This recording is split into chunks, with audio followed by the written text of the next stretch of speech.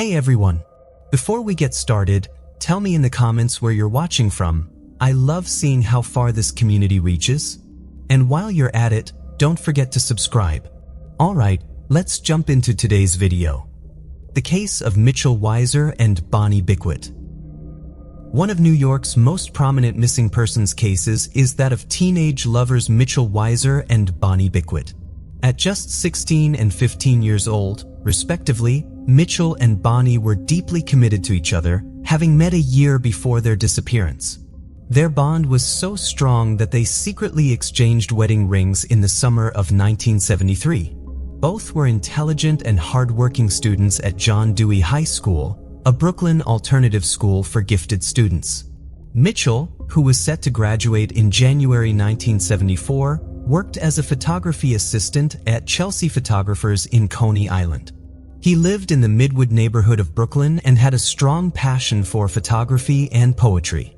Bonnie, on the other hand, worked during the summer at Camp Wellmont in Narrows Big, a Jewish children's camp about 90 miles from the city.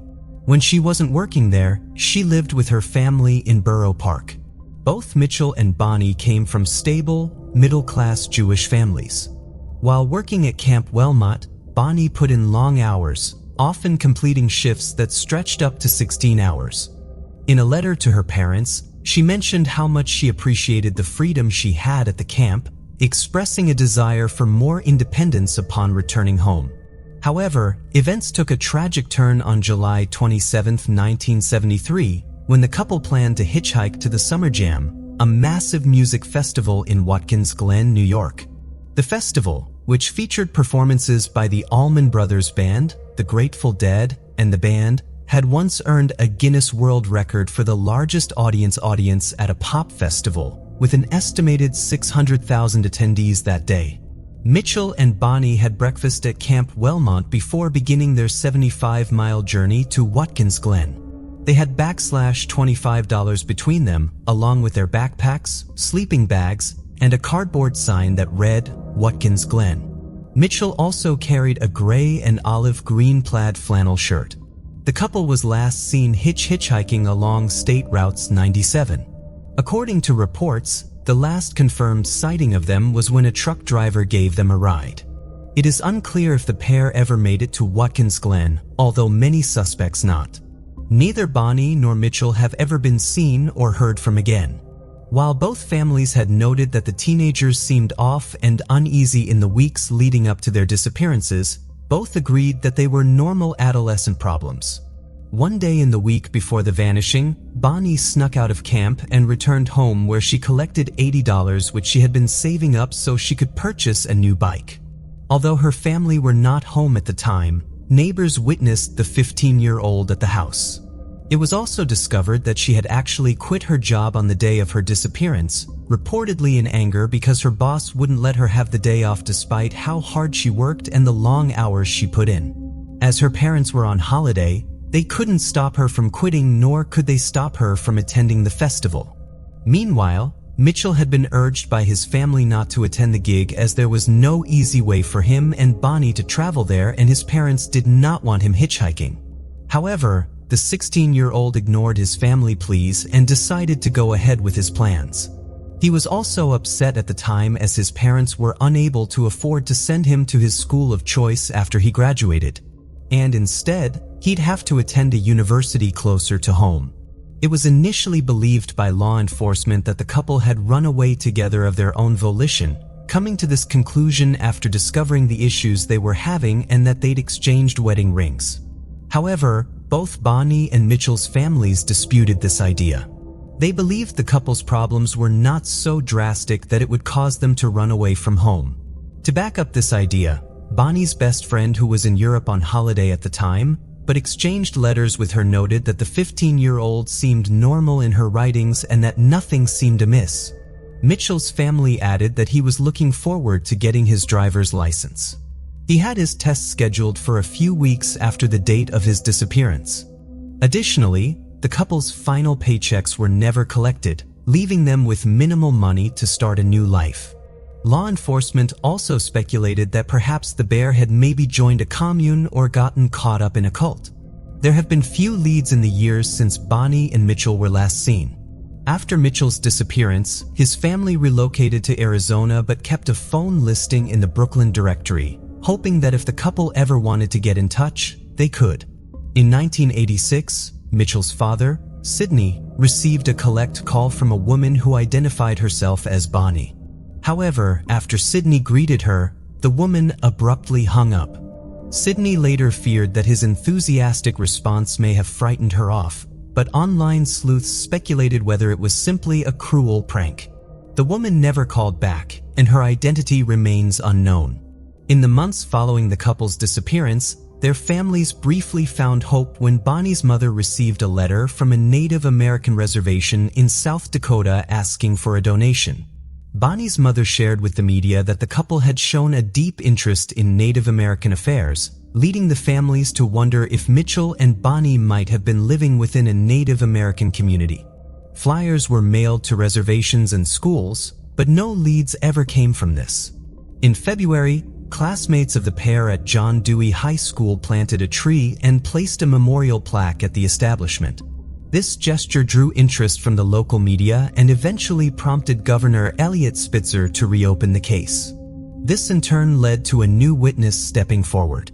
Rhode Island resident Alan Smith was 24 years old on July 27 of 1973 and was reportedly making his way to the festival on a Volkswagen bus with Pennsylvania license plates. Although he can't remember the name of the driver, he recalls seeing a couple matching the descriptions of Bonnie and Mitchell on the bus with him. He also remembered that the couple had been discussing the girls' workplace, a summer camp. According to Allen, the foursome stopped to cool off in a river when Bonnie got into trouble in the water. Mitchell then jumped in after her and the two were swept away. There are mixed reports about what happened next. Sources stated that Allen was told by the bus driver that he would make a call to emergency services at the next gas station, but authorities could find no record of such a call. Other sources have stated that neither Allen nor the driver ever called the authorities and never had any intention of doing such a thing. It is unclear why the two would not call for help. Reportedly, they had both been smoking marijuana, but that charge is an incredibly minor one to take in exchange for saving the lives of two teenagers. While initially authorities deemed Allen's testimony as credible, they couldn't help but wonder why, as an athletic Navy veteran, he hadn't attempted to intervene and rescue the couple. The bus driver has never been located, and it's unclear in what river the foursome stopped at, as Allen has failed to recall the name or determine where it is. Later, when Allen was presented with photographs, he could not identify Bonnie and Mitchell. He also couldn't identify their clothing. He then refused a polygraph test, leading many to believe that he was lying about what he'd witnessed. In addition, no coroner's office was able to find any record of drowned individuals being found around that time. Over the years, the families of Bonnie and Mitchell have tried everything from private investigators to psychics, and yet they still don't know the fates of their loved ones. Since their disappearances, the couple's social security numbers have never been used. The main theory in the case is that Bonnie and Mitchell fell victim to an unidentified killer who struck at random.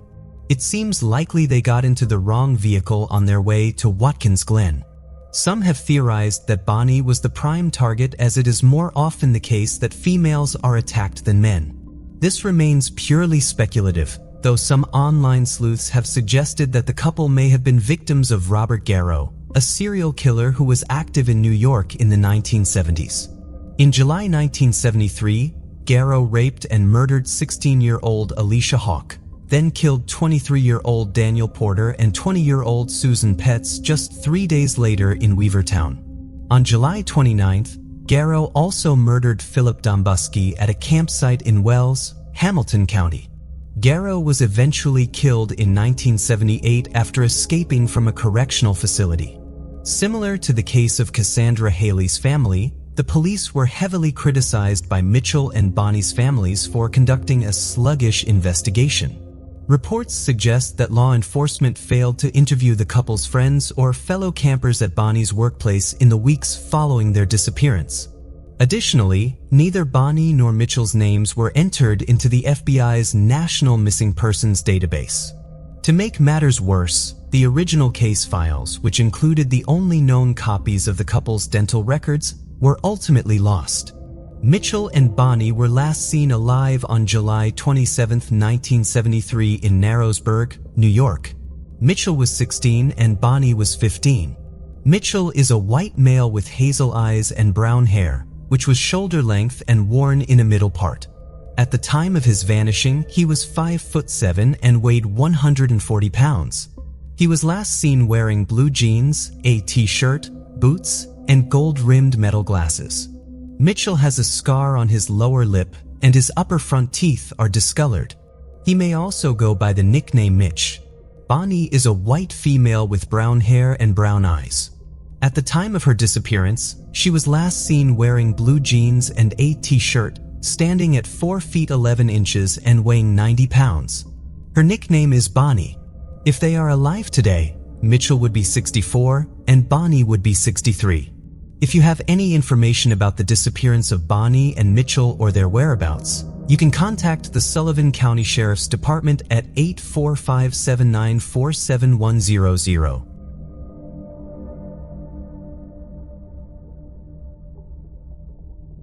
The case of Marina Menegasso and Maria Jose Coney. This story began in February 2016 in the Argentine city of Mendoza. On January 10th, two young women, 21-year-old Marina Menegasso and 22-year-old Maria Jose Coney, embarked on a highly anticipated trip. Unfortunately, their journey ultimately led to one of the most publicized investigations in Latin America over the past decade. At the time, Maria Jose was a 22-year-old economics student at the National University of Cuyo, while Marina was a 21-year-old speech therapy student at the Aconcagua University. Both women volunteered for an organization that assisted homeless individuals. According to friends and acquaintances, they were two bright and cheerful young women who were extremely close to their families.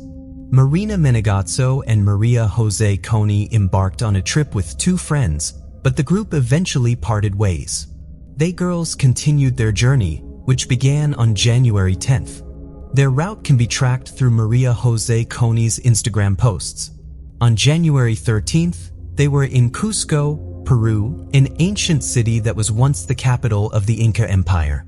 The next day, January 14th, another photo was posted, also taken in Cusco. A subsequent image was published on January 15th, showing they on a railway bridge near the Machu Picchu hydroelectric power plant. Machu Picchu is a famous ancient Inca city, often referred to as the city above the clouds, and is a UNESCO World Heritage Site. Maria Jose Coney Marina Minato had about 10 days of vacation left and were in no rush to return home. They decided to revisit Montanita, the town in Ecuador where their trip had begun. On February 22nd, Maria Jose Coney posted a photo of herself with Marina Minato on Instagram, which would be her last post. On the same day, they contacted their families in Argentina to let them know they would be returning soon. They planned to take a bus from Ecuador to Lima, Peru, where they would spend the night at a friend's house. From Lima, they would fly to Santiago, Chile on February 25th and then take a bus to their hometown of Mendoza, Argentina. They informed their relatives that they would be unreachable by phone for a few days due to poor signal reception. However, when their relatives tried to contact them, they were unable to get in touch. As the days passed, there was no activity on Maria Jose Coney Marina Minato's social media accounts, causing their relatives to become increasingly worried. Marina Minato's sister took to social media to raise awareness about their disappearance. She posted a photo of the girls with a message stating that they had gone missing on Monday, the 22nd, in Montanita, Ecuador, and asked people to share the information. The families were eager to know if they had left the country and boarded a flight, but their attempts to contact the airline were met with no response. The family of Maria Jose Coney and Marina Minato tried to get information from they were supposed to stay with before leaving, but they claimed they never showed up.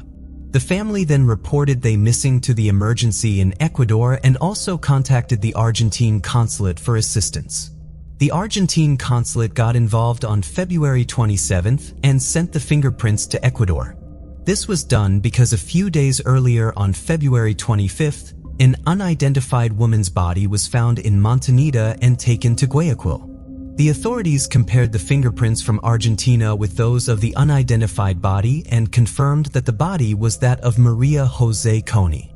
On Saturday, February 27th, police investigated the area where Maria Jose Coney's body was discovered and found the body of Marina Minato, just 43 yards away.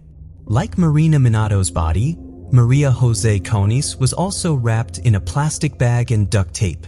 According to the Ecuadorian police, the killer attempted to conceal Marina Minato's body by placing an object on top of it, which initially prevented its discovery. During the autopsy, the medical expert determined that Maria Jose Coney's death was caused by severe blunt force trauma to the head. Her injuries also included a broken leg, a broken toe, and what authorities described as genital injuries. Additionally, markings on her wrist suggested that she had been restrained. Marina Minato died from 6 stab wounds to the neck and had similar wrist markings indicating that she had also been tied up.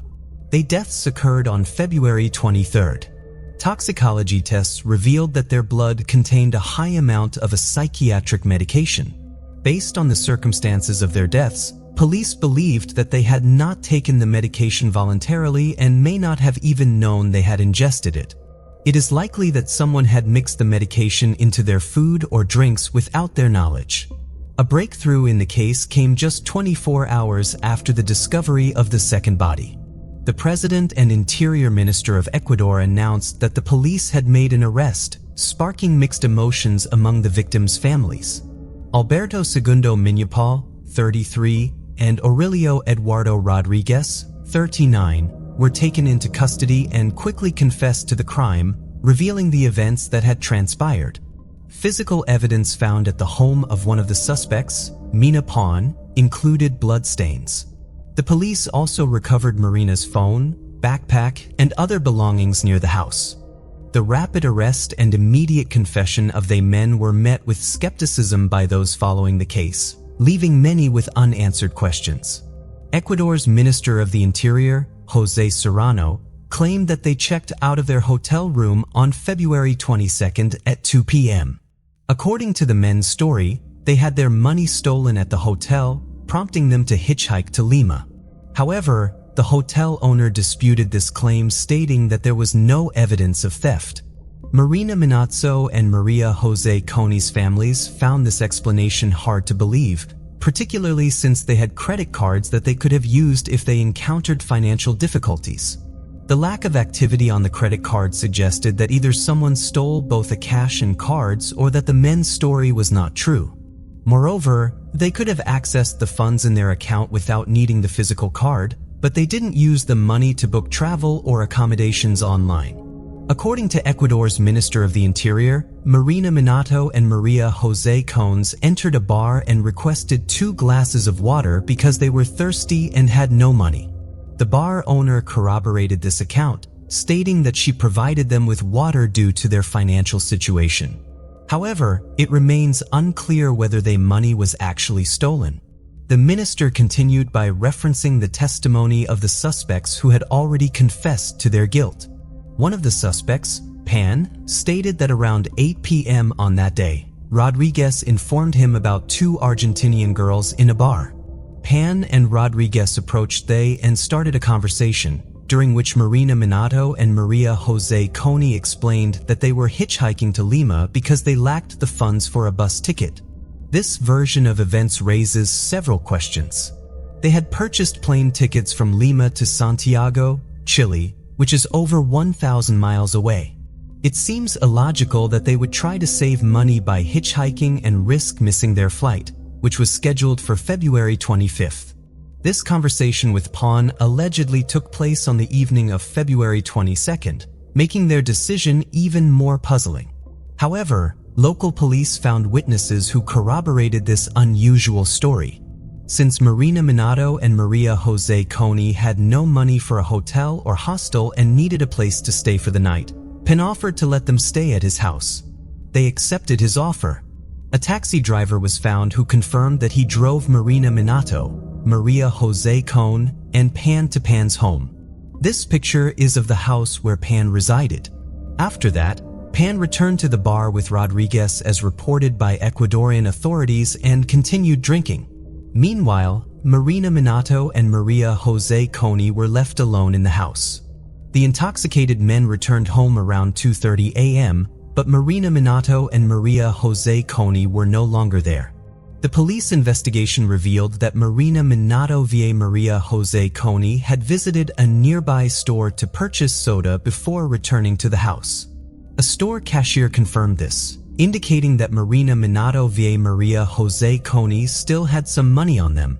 According to Pan's account, when they returned to the house, he stayed in one room with Maria Jose Coney while Rodriguez was in another room with Marina Monaco. Pan admitted that he attempted to persuade Maria Jose Coney into a romantic encounter, but she resisted and tried to leave. In a fit of rage, Pan grabbed a stick and struck Maria Jose Coney on the head, killing her instantly. At the same time, he heard a scream coming from the other room. Upon entering the room, he found that Rodriguez had also taken Marina Munigo's life. Rodriguez immediately fled the scene, leaving Pan to contemplate how to dispose of the bodies.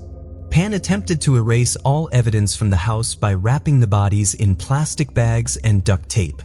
In the afternoon, he borrowed a cart from an acquaintance and transported the bodies to a wasteland near the ocean shore, approximately 440 yards from his home. It is essential to note that this account is the official version provided by the Ecuadorian authorities. However, this narrative leaves several questions unanswered, including the origin of the marks on her wrists and the presence of a potent drug in the blood of both girls, as revealed by toxicological analysis. Her family questioned the Ecuadorian authorities' account due to numerous inconsistencies in the case. They suspected a possible connection to human trafficking and believed the authorities might be protecting someone. The family's doubts were fueled by several factors. They had run out of money but did not use their credit cards, suggesting that they may have been coerced or deceived. Additionally, it was reported that they were under the influence of drugs, which raised suspicions about their supposed activities. Notably, the only people who claimed to have seen Marina Minato and Maria Jose Coney on the day of their disappearance were a select few who corroborated the authorities' version, including the owner of the bar, a taxi driver, and a cashier who allegedly sold soda to one of they. Furthermore, the town's relatively small population of 5,000 residents made it surprising that no one else came forward as a witness. The families of the victims were confused by several aspects of the case. They couldn't understand why the bodies were found 2 days apart despite being only 43 yards away from each other. It also seemed strange that Marina Minato via Maria Jose Coney had sought help from Pan and Rodriguez. Rather than approaching one of the many Argentine tourists in the area, the brother of one of the victims reported seeing used syringes on the floor when he was taken to the crime scene by the Ecuadorian police. However, when he asked about them, the syringes mysteriously disappeared. Furthermore, the syringes were not visible in crime scene photos, and the experts who examined the area denied their existence. The family suspected that Pan and Rodriguez were involved in something more sinister such as human trafficking and that they were being used as a cover. The authorities responded by scheduling a second autopsy and a new toxicological examination. Additionally, it was discovered that both defendants had repeatedly changed their story about the events surrounding Marina Minato and Maria Jose Coney deaths. According to one version, Pan denied involvement in the crime and instead claimed that the perpetrator was a Venezuelan illegal substance dealer known as El Chamo who lived in the area. However, when questioned by the police, El Chamo denied any involvement and offered to take a polygraph test or provide a DNA sample to prove his innocence. The crime scene yielded several DNA samples, including those from PON and the deceased girls, as well as some unidentified samples. Further testing revealed that the unidentified samples did not match Rodriguez, who was suspected of being Pan's accomplice, nor El Chamo, who was ultimately ruled out as a suspect. A second autopsy conducted by Argentine experts revealed that the girls were in a state of vulnerability and unable to defend themselves before their deaths. The autopsy also confirmed that they were subjected to forced intimacy before being killed. The autopsy revealed additional details, including that Maria Jose Coney had bruises and scratches only on one side of her body, suggesting she may have been ejected from a moving vehicle. Furthermore, a new toxicological analysis confirmed that both girls had been given a potent psychiatric medication that can impair a person's willpower. A disturbing reaction swept across Latin America following the incident. Unfortunately, the public's response often blamed the victims, and in this case, they were held responsible for their own deaths. Not only were they criticized by ordinary internet users, but also by well-known public figures. During the same time, Berlin hosted a tourism fair where Rera gave an interview to a German news agency. Her comments were alarming as she stated that their deaths were inevitable given the way they traveled. She also revealed that she had never visited Monte Rita, a popular tourist destination, because it didn't match her social status. These comments were essentially victim blaming at the state level, which is a sad and concerning fact. Following an interview with Rivadavia, the Ecuadorian government issued an apology to the families of Marina Minato and Maria Jose Coney, and one woman was fired. Among those heavily criticized was Argentine psychiatrist Hugo Narton, who described they as favorable victims and implied that they provoked others to commit crimes.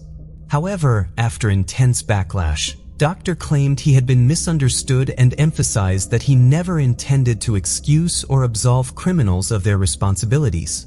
A Paraguayan student, Guadalupe Austa, wrote a Facebook post in response to online comments that blamed Marina Minato and Maria Jose Coney for their tragic fate. The post went viral, receiving over 700,000 reposts in the first week. It began with the haunting words, "Yesterday, I was killed." The post went on to describe the violent events. "I refused to be touched and they smashed my skull open with a stick, leaving me broken. They put me in a black plastic bag sealed with duct tape and threw me on the beach where I was later found a few hours later. The aftermath of my death was more devastating than the act itself. When my body was found, no one bothered to investigate who had taken my life. Instead, I was bombarded with irrelevant and insensitive questions. What was I wearing? Why was I alone? Why did I, a woman, dare to travel by myself? I was in a high-risk area, so what did I expect? The authorities even had the audacity to suggest to my parents that I must have done something wrong, that I must have broken some rule. In death, I realized that I was not considered equal to a man. My demise was somehow my fault, and that's the narrative that would be perpetuated. But if the headlines had read 2 young men found dead, the public would have been outraged, demanding justice and severe punishment for the perpetrators. The response would have been vastly different if I were a man. I'm speaking out for myself and for all the women who have been silenced, marginalized, and oppressed. I'm speaking out for every woman who has had her dreams crushed and her life destroyed. I urge you to raise your voice to fight for justice and equality. I'll be with you in spirit, and I promise that one day there will be so many of us standing together that our voices cannot be silenced." The trial started on August 8, 2016, but was marred by several setbacks. The prosecutor changed 3 times, causing significant delays in the process. Despite these challenges, the prosecution presented a substantial amount of evidence, including witness statements and over 200 physical items collected from the crime scene. The police had found some of the victim's personal belongings, biological fluids, and phones at the house where the crime took place and in the surrounding area. During the trial, Pan maintained his innocence, claiming that his earlier confession was made under police pressure. This statement only reinforced the suspicions of the victims' families that the Ecuadorian authorities were withholding information. Meanwhile, Rodriguez altered his testimony, suggesting that Colombian dealers of illicit substances were involved in late deaths. In the trial's first week, the prosecutor revealed that he suspected additional individuals were involved in the case. This suspicion was based on the discovery of 3 more male DNA samples at the crime scene, in addition to the DNA of Rodriguez and Pan. Ultimately, the court found both Pan and Rodriguez guilty, sentencing them to 40 years in prison, the maximum penalty allowed under Ecuadorian law. In November 2016, Ecuadorian authorities arrested José Luis Pérez Castro, a 34-year-old man, after finding his DNA at the crime scene. Castro's defense team claimed that he had lived in the house a few weeks prior to the incident and that his DNA was present due to a dental infection. They alleged that he had spat blood onto the wall as a result of this infection. However, the defense's explanation for the presence of DNA on the victims' bodies was that he must have touched an object or piece of furniture that the police had also handled, thereby transferring his DNA. This argument began to fall apart when a dentist testified in court. It was revealed that Castro had contacted the dentist 2 weeks after the bodies of Marina Minazzo and Maria Jose Coney were discovered, asking for a note to confirm his alleged dental infection. The dentist refused to provide the note as he found no evidence of any health issues during his examination of Castro. A man was ejected from a dentist's office after seeking a medical certificate. The dentist refused to issue one, explaining that there needed to be an underlying medical condition causing pain, which he didn't observe. This denial dismantled his defense. Meanwhile, while awaiting trial, Castro broke prison rules by posting on social media about his situation. In a statement, he expressed confidence that God would ultimately prove his innocence. Despite his persistent claims of innocence, Castro was ultimately found guilty and received a 40-year prison sentence, just like two others, Alberto Ponte and Eduardo Rodriguez.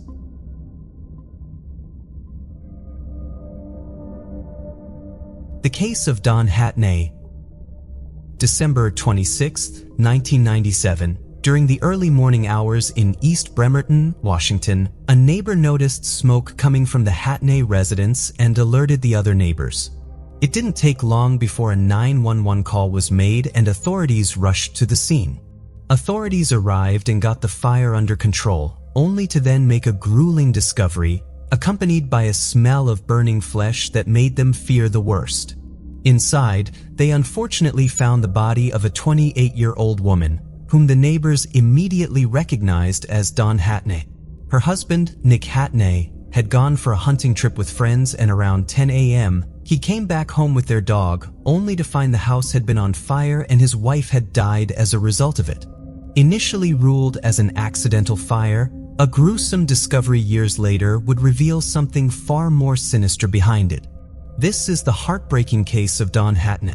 Dawn Marie Tahara was born on December 5, 1969 in Seattle, Washington to Donald Tahara and Diana Pearl. Donald worked in a shipyard while Diana took care of the home. Dawn was their eldest child and only daughter, and she grew up with her 3 brothers, Dennis, Darren, and Derek in Bremerton, Washington. According to her mother, Dawn's devoutness began at an early age with her embracing faith and accepting the Lord into her life when she was 4 years old. During her childhood, Dawn faced hardships due to her parents' struggles with anxiety and depression, which often led to frequent conflicts. Around 1980, Diana met a new man, prompting her departure from the family to move in with him. This led to the arrival of another baby. However, the relationship hit a snag, forcing Diana alongside her newborn to return to Donald and her other children. Despite these childhood obstacles, Dawn turned all her challenges into doing well in school, dedicating herself to achieving excellent grades.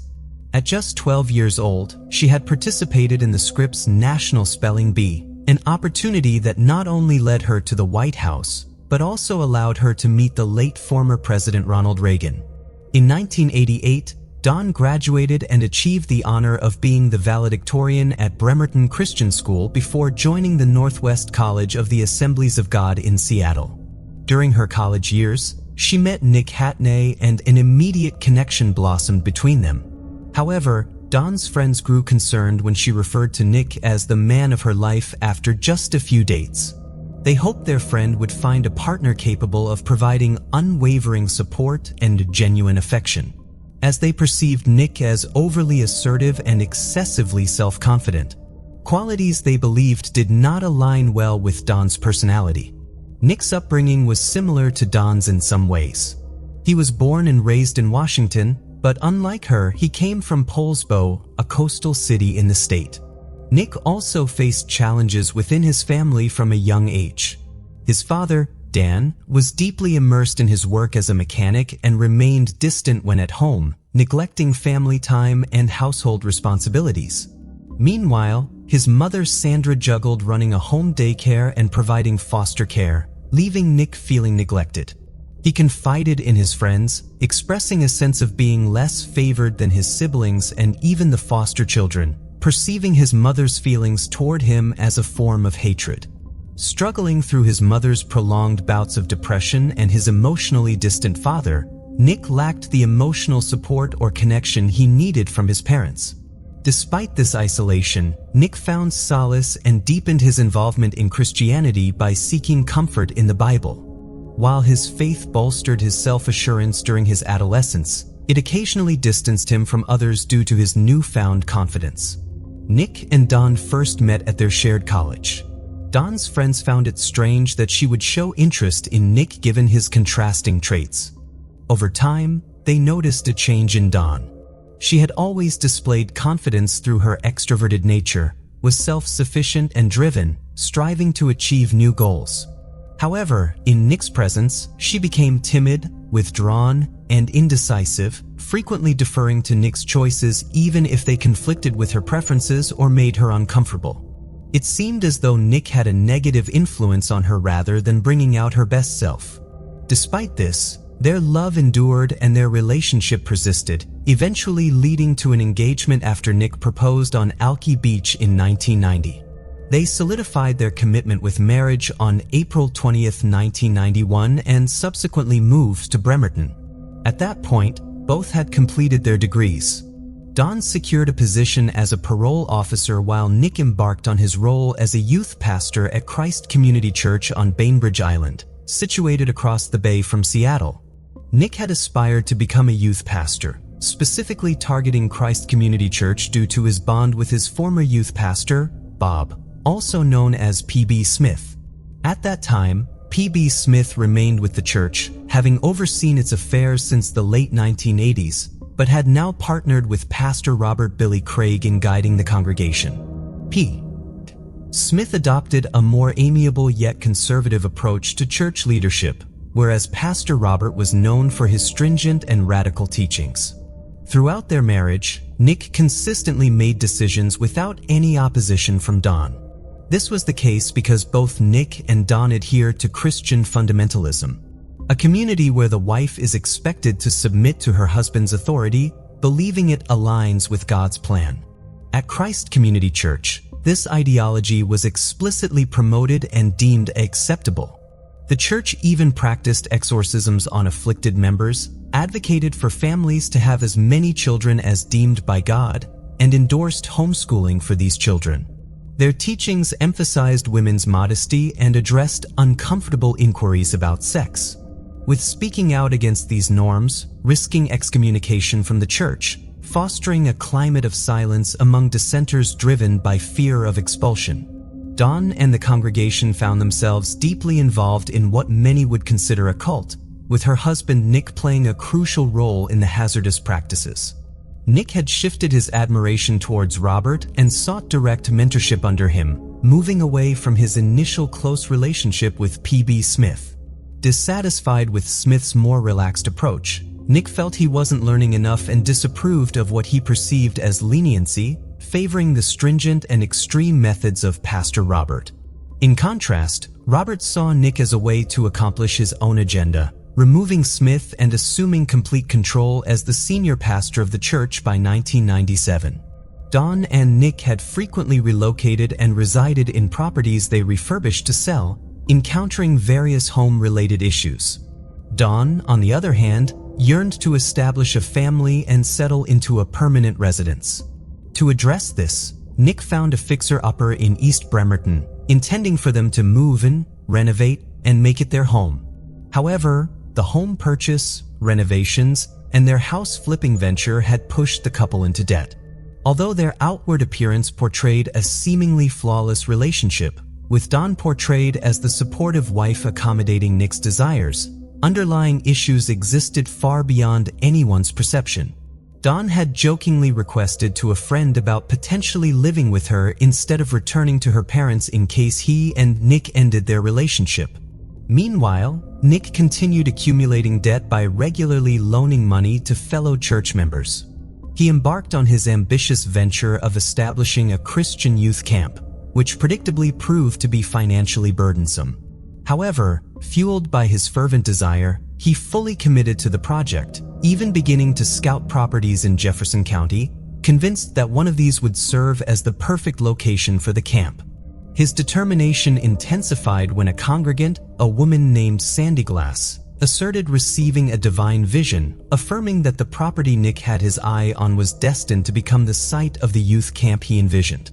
Sandy, a woman in her 20s, had already faced significant hardships in her life. Her first boyfriend had passed away due to an unspecified illness, and her father had died in a construction accident. Additionally, her brother battled with addiction. Sandy was married to a man named Jimmy, and their financial situation had been strained for some time. They relied solely on Jimmy's income as a carpenter, with Sandy staying home to care for their children. Like Nick, Sandy struggled with reckless spending habits, often exceeding their means, resulting in frequent arguments between her and Jimmy.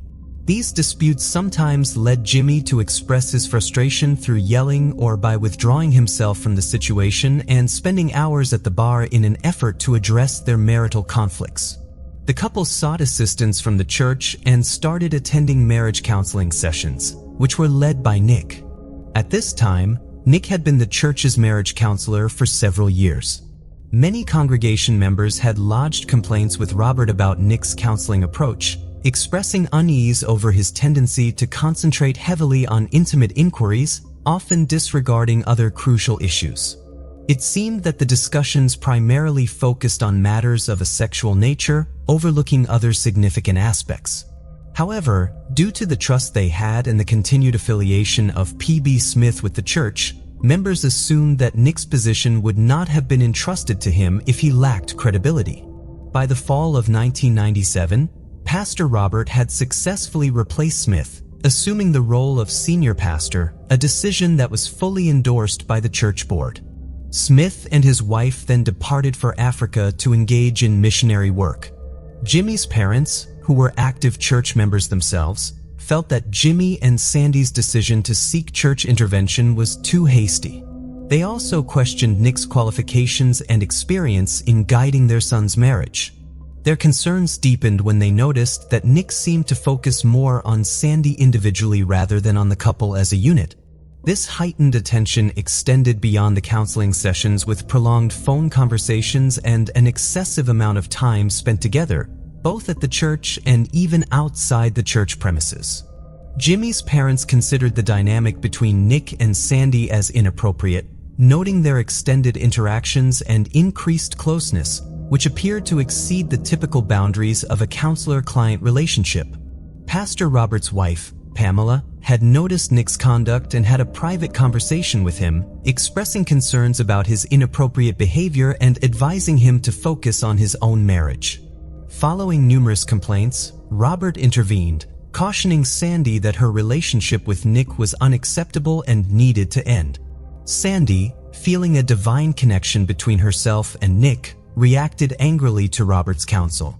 She wrote him a letter expressing her discontent, stating that the judgment she felt from him made it difficult for her to believe that he accepted her gifts or had confidence in her ability to hear God and use it to help anyone. The relationship between Sandy and Nick was already having a negative impact on those around them. Don and Jimmy, along with Jimmy's children from his marriage to Sandy, felt hurt. In fact, one of their children confided in Jimmy, revealing that Nick and Sandy had mentioned Nick becoming their new father when Jimmy died. At the church, Dawn began confiding in her friends about her distress. She revealed her financial troubles and her earnest wish to have children, which her partner Nick strongly opposed. As 1997 was drawing to a close, Nick engaged in relationships with multiple women besides Sandy. He was observed having private conversations and prolonged phone calls with these women concurrently. Sandy's alleged visions became more intense, urging Nick to prioritize the establishment of his youth camp and to devote more time to their relationship, as she believed they were destined to be together. Dawn, on the contrary, made numerous efforts to rekindle Nick's happiness with her, even going to the lengths of attempting to lose some weight.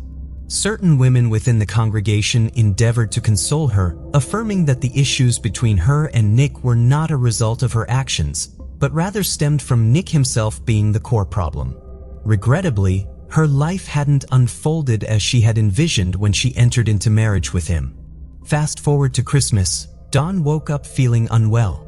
Despite being sick with a cold, she and Nick visited her family, spending the entire day together.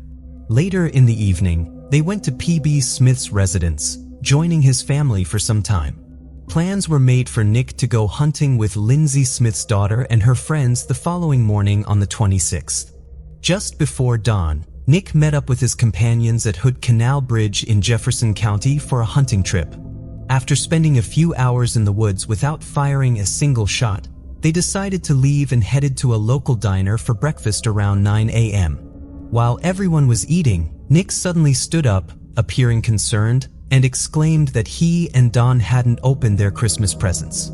Around 9:30 a.m., Nick departed from the diner and returned home by 10 a.m., only to discover the tragic news of his wife's demise in a fire. Investigators revealed that the fire initially remained contained in the bedroom, sparked by a malfunctioning space heater. The blaze rapidly escalated due to the presence of newspapers and wrapping paper within the room, exacerbated by the multiple propane containers on the floor. Strangely, despite Nick informing his friends at the diner less than an hour earlier that they hadn't yet opened their Christmas gifts, he told the authorities that they had opened presents the previous night. He explained that due to Dawn feeling unwell, she went to bed without tidying up the wrapping paper. Additionally, Nick claimed to have received the propane tank as a Christmas gift. The couple had been relying on space heaters during the winter while their home was under renovation.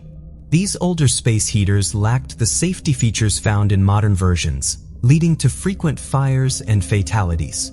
The police found no discrepancies in Nick's account, and as a respected local pastor, he was a trusted figure in the community. This left the law enforcement with no reason to suspect anything other than an accidental death for his wife. Concerned for their pastor's well-being, Nick's congregation sought ways to support him during what they believed was an extremely difficult time. Pastor Robert even proposed attempting to resurrect Dawn through prayer, but Nick declined, citing his wish to spare her from any potential suffering. This refusal surprised Robert, given Nick's previous willingness to participate in church activities, including the exorcisms they had attempted before. Mary Glass, Sandra's mother-in-law, immediately suspected Nick's involvement in Dawn's death. Convinced it was not an accident, she urged her husband to approach the police, but this never happened. Within days, Dawn's death was officially deemed accidental and the Bremerton police handed the case over to Nick's insurance company. Nick had already submitted a request to process Dawn's life insurance policy. Family and friends found it peculiar that Nick was dealing with the life insurance so quickly after Dawn's passing. However, considering the couple's substantial debt and Nick's aspirations for the youth camp, they rationalized his urgency for the money. Some church members found Nick's grieving unusual, but they refrained from expressing concerns, assuming everyone copes differently. The church community organized a celebration of life events serving as Dawn's funeral, where family and friends gathered to share stories and commemorate her life amid their sorrow. Nick remained composed throughout and delivered a 45-minute eulogy. Friends stumbled upon photos of Dawn tucked away, suggesting he wanted to discard them. Nick displayed a harsh and insensitive attitude not just towards church members, but also to neighbors and friends. Nick shockingly engaged in an intimate relationship with Diana, Dawn's own mother, under the pretense of mourning as a widower. Nick's behavior had become intolerable even for Pastor Robert, resulting in Nick being asked to depart from Christ Community Church. On April 10, 2001, Sandy met with the district attorney who offered her immunity in exchange for testimony about a secret from December 26, 1997. Nick allegedly confessed to Sandy that morning, but their call was interrupted. Sandy later spoke with Nick again, but he only said, "It's done." Eventually, when Sandy confronted Nick, he confessed to administering a significant overdose of Benadryl to Dawn and suffocating her by placing a plastic bag over her face. The tragic aspect is that Dawn remained partially conscious, witnessing her husband suffocating her through the plastic bag. After ensuring she was no longer alive, he strategically arranged old newspapers and wrapping paper around the room, positioning them beneath her body, and placed the propane tanks near the bed. He arranged the heater in a way that it would start a fire, intending to destroy any evidence of a crime, and instead staged the incident as an accidental fire. Dawn's autopsy showed no soot or carbon monoxide, leading the pathologist to attribute her death to an accidental fire, overlooking evidence of carbon monoxide's impact on blood cells. Despite high Benadryl levels, they deemed it insufficient to cause respiratory failure, dismissing the possibility. Notably, the crime scene photos revealed newspapers beneath Dawn's body, an unsettling detail that largely went unnoticed. While a fire marshal raised suspicions and conversed with the police, the ultimate decision regarding the accidental nature of Dawn's death did not fall within his jurisdiction. Nick was arrested on September 12, 2001 at a Kinko's parking lot, where he firmly denied any involvement in Dawn's death, attributing his arrest to the church's attempts at sabotage. Despite his claims that the church members could inflict significant harm, Nick faced first-degree murder charges, with bail set at $750,000. Sandy's narrative conveyed to investigators appeared unusual, adding to the frustration stemming from the nearly 4-year delay in considering Nick as a suspect or making an arrest. Her reason for cooperating was equally frustrating, driven by anger over Nick's involvement with other women from the church and a sense of exploitation. Nick appeared before a judge and pleaded not guilty. He claimed that his church had cast a curse upon him, alleging that Pastor Robert exerted a malevolent influence beyond the comprehension of the police. Nick's trial began, leading to a change in the charges due to the prosecutor's doubts about the judge's inclination toward the death penalty initially sought. The charge of first-degree murder was amended to aggravated first-degree murder, carrying a sentence of life imprisonment without the possibility of parole. This change in charges was a result of the arson Nick had committed, which enabled the revised charge. Witnesses, including the women who had personal relationships with Nick and various church members who had received counseling from him, provided testimonies that revealed information about Nick's conduct to the jury. These accounts highlighted the substantial influence the church had over their lives, detailing their experiences of alleged visions and direct messages they believed were from God, which Nick took advantage of for the purposes of justification and manipulation. Smith's daughter testified, recounting how she was introduced to Nick through her father and how Nick had groomed her during her teenage years, with their sexual relationship beginning shortly after Dawn's death and continuing until the daughter eventually moved away about a year later. Doctors and forensic experts also testified, highlighting that Dawn's body contained crucial evidence about the events of that day. However, these important indicators were disregarded due to Nick's status as a pastor. Despite the unusual lack of soot and carbon monoxide exposure for someone who was alive and breathing during a fire, the defense strongly contested these allegations, concentrating their efforts on portraying Sandy as the jealous, vengeful ex-partner who fabricated accusations upon discovering Nick's infidelity with multiple women. Nevertheless, on December 26, 2002, 5 years after Dawn's tragic demise, the jury deliberated for only a day before delivering a guilty verdict for aggravated first-degree murder against Nick. During the subsequent sentencing on February 7, 2003, Nick addressed the courtroom, which included Dawn's friends and family. He vehemently maintained his innocence while expressing remorse for his actions and sorrow over their loss. Acknowledging that Dawn deserved better, Nick was sentenced to life imprisonment. However, in February 2007, an appeal to the state Supreme Court led to a revision of his life sentence. The appeal argued that since Dawn had already died due to Nick suffocating her, The original charge of aggravated first-degree murder for death by arson did not align with her actual cause of death. The defense argued that Nick, therefore, did not deserve a life sentence. Ultimately, the state Supreme Court ruled in favor of the appeal, changing Nick's sentence to 26 years in prison.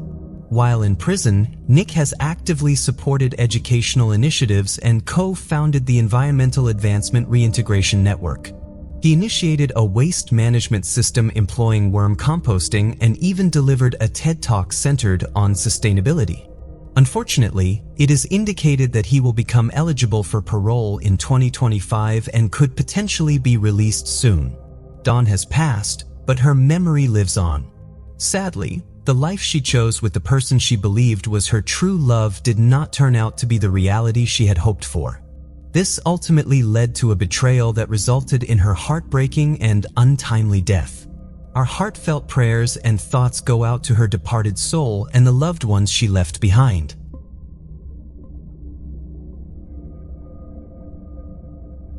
The case of Jane Doe. On February 28, 1983, two men searching for a piece of metal to repair a car's timing chain stumbled upon a gruesome discovery inside an abandoned apartment building at 5365 Clemens Avenue. In the basement, they found the body of a young girl wearing only a dirty yellow sweater. She was positioned face down, naked from the waist down, with her hands bound behind her back with a red and white nylon rope. Her head was missing, and it was determined that she had been strangled 3 to 5 days before her body was dumped in the basement. Initially, investigators suspected she might have been a prostitute, but upon closer inspection, they discovered that she had not yet developed breasts, indicating she had not reached puberty. This led to further examination of the case in the following week. It was concluded that the victim was not killed at the location where she was discovered, as no traces of blood were found by the body. Her head had been severed cleanly by a large blade, possibly a carving knife. She was estimated to be between 8 and 11 years old and was prepubescent but had been sexually assaulted. She wore only a V-neck yellow long-sleeve sweater and 2 layers of pink and purple nail polish. Her head has never been found, but the fingerprints, footprints, and DNA information have been collected. Because there were no distinct marks or deformities on her body except for spina bifida occulta, it is unlikely that she would be identified. She was given 2 nicknames to honor her life: Hope and Little Jane Doe. 4 missing girls have been ruled out as the victim, as well as the Northampton County Jane Doe from North Carolina, who was ruled out to be the remaining parts of the body. She was approximately 4'10" to 5'6" tall when she was alive. After 10 months, her burial took place in December 1983. In February 2013, authorities decided to exhume the remains of the victim in order to gather further forensic information. However, the body had been misplaced, along with many other remains, in Washington Park Cemetery by 2013 due to negligence in maintaining cemetery records. Her body wasn't located until late June. To find it, investigators used a camera calibration technique to determine the exact location where a photograph of the casket had been taken on the day of the burial. After testing bone samples, it was determined that the victim likely spent a significant portion of her life in one of 10 southeastern states, including Florida, Georgia, Alabama, Mississippi, and Louisiana. Her sweater had previously been sent to a psychic in Florida, but it was never returned and was presumed lost in the mail. The victim was largely believed to be one of Vernon Brown's victims. In the mid-1970s, Vernon Brown had been convicted of molesting a 12-year-old girl and served 4 years in Indiana before his release in 1980. After his release, 9-year-old Kimberly Campbell was found sexually assaulted and strangled in a vacant home owned by his grandmother. Despite being the prime suspect in her murder, there was insufficient evidence to charge him. Years later, Vernon lived in St. Louis, Missouri, under the fake name of Thomas Turner. On October 24, 1926, Vernon just arrived back home after picking up his stepchildren from school. At approximately 3 p.m., he was sitting on his front porch watching children walk home after being dropped off by the school bus. During this time, 9-year-old Janet Perkins was passing by on her 15-minute walk home. That's when Vernon took notice and enticed Janet into his home. Although the stepchildren saw her come inside, Vernon ordered them to their bedrooms and locked the doors from the outside. Moments later, Vernon led Janet Perkins to his basement, where he bound her feet and one hand with a wire coat hanger. He then proceeded to strangle her with a rope, all while his stepchildren could hear her screams through the vents. 3 days after the murder, police arrested Vernon when they discovered 2 trash bags containing Janet's body in an alley behind his home. While in prison, authorities frequently questioned Vernon about other potential victims, especially little Jane Doe, but he never admitted to her or any other murders. Police suspect Vernon Brown may be connected to at least 20 unsolved murders. He was executed in February 2005, but he never confessed to the killing of little Jane Doe, and her identity remains a mystery to this day. Thank you so much for watching and exploring these cold cases with me. If you found the video interesting, don't forget to give it a thumbs up and subscribe to NA Cold Cases for more deep dives into the unsolved and unexplained.